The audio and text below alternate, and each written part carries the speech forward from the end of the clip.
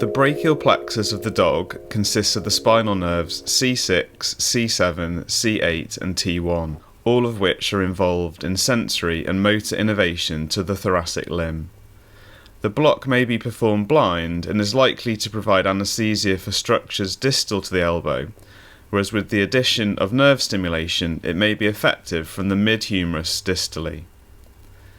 The patient is positioned in lateral recumbency with the limb to be blocked uppermost.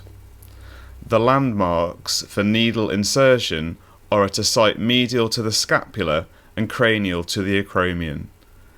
The needle should be inserted in a caudo-dorsal direction with the caudal extent to the brachial plexus marked by the position of the first rib.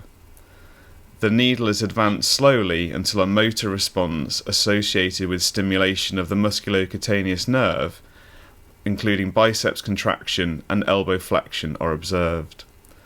The current should then be reduced to 0.3 to 0.4 milliamps and local anaesthetic solution injected.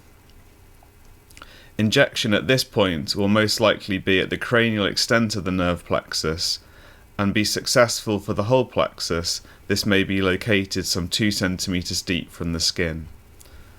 The needle may continue to be advanced and elbow extension, carpal flexion and carpal pronation observed to specifically block the other associated nerves. The total volume of local anaesthetic solution injected should be 0.2 to 0.3 mL per kilo.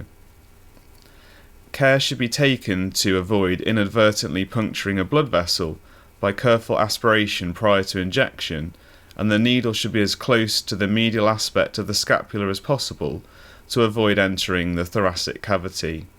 If bilateral brachial plexus block is performed, then the operator should be aware of the risk of anaesthesia of both phrenic nerves, although this is not an absolute contraindication to performing this procedure.